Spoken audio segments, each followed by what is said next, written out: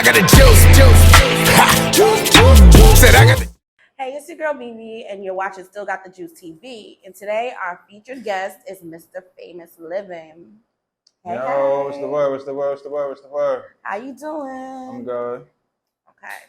I'm going to do a little quick Q&A because I want to get to know you better, so I know everybody else wants to get to know you better. You know what's crazy? It should be like, she should be like behind the because it's like I can't have a conversation. It's okay. Like, it's hard to.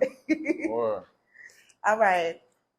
Tell me about the moment that you realized that you wanted to make music. The moment I realized I wanted to make music, I was in a sad place. I was in solitary confinement. I just recently came home with a federal sentence. I was in a box for like 11 months, and it was bored. We couldn't get no radios, no books or nothing. So I just decided to just start writing music. My celly, he was like a person, he liked to do like melodic stuff. And then my pops, shout out to him too. He was in prison for 27 years, but before he went to prison, he did music too. So it was already in me, my mother, my whole family. So it just like, I needed a way to express my pain. So then I just started writing music. You bring up a tidbit of times about you going away to jail. Do you feel like you experiencing that has changed you as a person? Oh yeah, definitely experienced me as a person because I went away at the age of 22. I came home at 28. So before I got incarcerated, I was really immature. So I was the type of person like just wanted to be relevant. You don't got the proper guidance. I'm my mother's first son. I'm just out committing sins, trying to do this, that. And now, as me going incarcerated, I get to meet certain people who was really men that actually taught me how to actually live a righteous life and what I'm really supposed to be on here doing on this earth in reality. I seen you dropped a song last month called LMTIG. What does that mean? And can you tell us how that song came together? It's an acronym. LMTIG is an acronym for Love Me Till I'm Gone. Mm-hmm. It's like basically it means like a lot of people, they tend to be in your face and they tend to show love, but it's like it be fake because like I came home trying to do the music thing. I'm trying to do something positive, bro. To try to feel I'm doing the music, I'm doing something positive. Then when you got the people around you that's supposed to help you and all that, they say they do, but the action it doesn't equal. So now all the things I done did, my loyalty that I done gave to people. When you're gone, that's when they actually think about you, and then you're already too late. Oh. I definitely like that song. Thank you. What I would like for the song, let's play a game. I'm giving you, pretend I'm giving you 100 mil, and I'm telling you to find a feature for that song so we can make the remix. Who do you hear on the remix of that song? I probably put OMB Peasy on there. Okay. Or OMB Peasy on there. I heard Meek on there. You heard Meek on there? I hear Meek on there. I hear Meek on a few years songs. Nah, yeah. I like Meek. Meek in my top 5. I like Meek. Yeah. Meek fire. Meek took that pain. That's a fact. But I just I don't know. I like OMB Peasy on that song because it's like more melodic though. But Meek can do it too though. But that's a fire song. I don't know. You could get Meek on there for me. That's a fact. What would you call the type of music you make? Well, I make 2 types of music because I rap and I sing. So, but it's all pain though. So I created my own flows.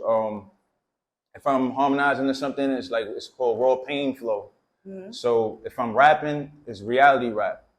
So it's like basically it's just all pain, but it's just coming out in a different manner because you got certain ones to reach certain individuals. You understand? Okay. Yeah. Well, my favorite song from you is Would You. Yeah, that's a hit commercial. It's very catchy. Yeah. And I would love to know the inspiration. Oh, can we talk about Nah, yeah, of course. Nah, the inspiration to the song is like I wrote this song in prison.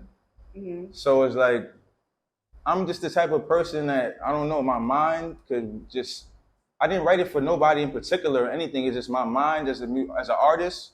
It just taps into like the world's mind. So it's just like I don't know. I just wrote it for the world. It was really, I know that everybody can relate. And then it's like when I heard the beat, I'm like, oh yeah, this is it. And then I also have a Caribbean background. My whole family's Jamaican, so it was like more melodic too. So it's like, would you believe me? That was fire. Yeah, so, that's why I was a bounce to it. Like it was fire. It has a bounce to it. Mm-hmm. In the song, the concept of basically what I received is like you have a homie, you love a friend, and like what would you do to what would we do to make it even more official? Yeah. So because I'm that type of person too though. Like I feel like I'm not a person. I don't believe in marriage. I believe in like bond and trust.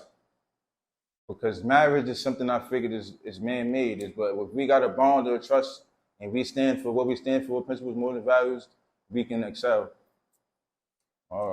We take a little back to another song called Used and Confused. That song right there is crazy. That's the first song I put out. That song was really a real life story. Like the whole, when I wrote that in the cell too, I was just about to come home. I probably had like 27 days left. We was on quarantine for COVID. So I was just in the cell. I was just writing it. I wrote it to no beat. I just wrote it to probably, I think, knocks on the table. Wow. And it was just like a real life story, like used and confused. Where I'm from, majority of people, since we don't got no guidance, there's no fathers, we just our mother's first child, and we trying to make it on our own. We be used and confused, and we don't even know because it's like the blind is leading the blind. You have one line. I'm not going to say it word for word. It more along the lines of like men losing their lives to ending up in prison and losing their children. Something along those lines. That line spoke to me because I'm definitely like my father went to prison and everything. Yeah. And it makes me think as men are men thinking about their actions and how their actions affect their children because you never know. Like you said that your father also went to prison too. So you feel that has changed your upbringing as well? Most definitely changed my upbringing because my father went to jail the day I was born, and then he came home the day after, like 4 days after I came home from prison when I was 28. So I met him in prison. Like I just really just started vibing with him and all that. Like, but we got a good vibe. It's like it's a good relationship. A lot of people would love to have a separate relationship, but basically, every man, a boy, child, growing up definitely needs a man or a male role model in their life to guide them to do the right and proper things. But it's messed up because now in this generation, the so-called men or fathers, they don't really understand how to be a man because the man is more of a label. Yeah. We all males because of our gender, the gender that we are and what we have. But the man holds responsibility. The man understands how to provide. The man knows how to do this. So majority of people are just boys and just at an older age. That's true. All right. Can you tell us about the Once and For All EP? Yeah, Once and For All. So Once and For All is my EP I'm about to drop. It's probably gonna be 13 songs on there, and the reason why I called it Once For All is because everybody always asks me, like, you're famous, when you gonna drop an EP? You need to drop an EP or a mixtape or something. And I told them, like, nah, I'm just keep dropping singles. But for right now, things been going on. Like, I'm in the halfway house for this parole. So now, once I'm in there, I've been writing a lot of music. And I have a lot of unreleased music. So it's like, I figured I'm gonna just put that together and make a project. And it's Once and For All, and it's a hit. All hits. Reality rap and raw pain. All hits. If you could get signed today, what label can you see yourself on and can you hear yourself on? Meaning they have to cater to your sound and your look.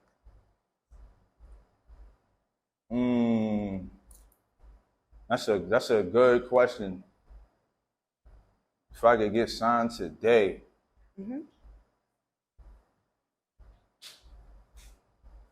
That's a good question.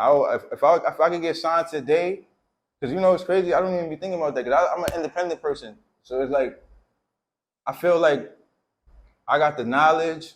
I'm just gotta gain the capital to get to where I need to go. But I'm the type of person I just stay independent. I got my own label. Okay. But I'll collab with people. But if somebody come, but I'm not gonna lie to you. If somebody come with me. Because I'm the type of person, I know how to use money. I'm not financial illiterate, so it's like I know how to use money. So if a person could come to me with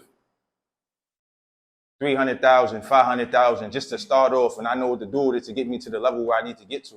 Mhm. So, but Okay. I just got to be the person that's negotiation and it's serious, because I'm the type of person I go for energy. So if I could vibe with you and I could look at the paper and I could see and understand, sometimes I could be the fool that plays the fool and see how far you're willing to take certain things. I'm that type of person.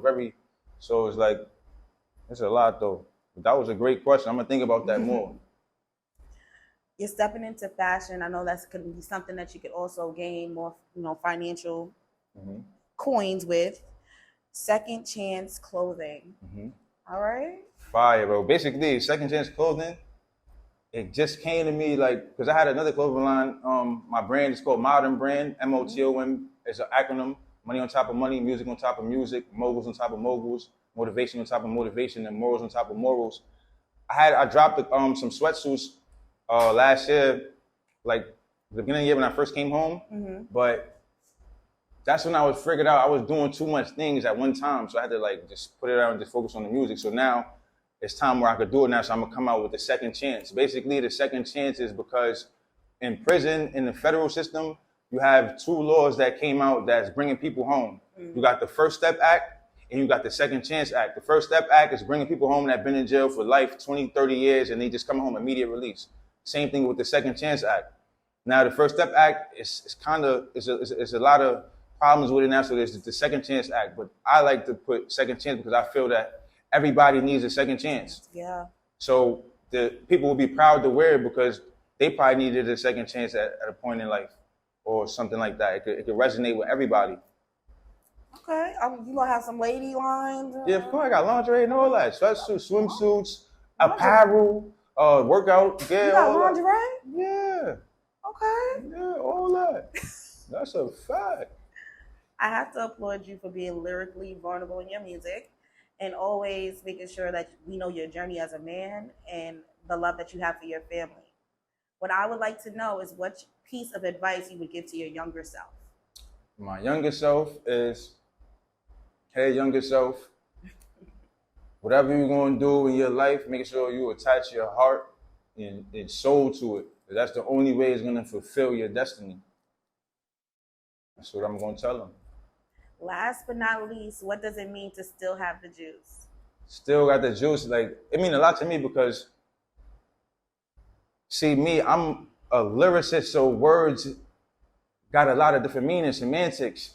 So still got the juice. The juice is very metaphorical to me. It could be anything. I still got a chance, another second chance. Understand what I'm saying? I still got the juice. Or when I grew up in watching Juice. He still had the juice. He felt like the juice, it gave him some type of, he was a macho man. He still got it. So now I'm from the hood. I got to keep going, keep trying. Still got the juice. The juice is what's going to make me keep going. It's metaphorical. The juice could be anything.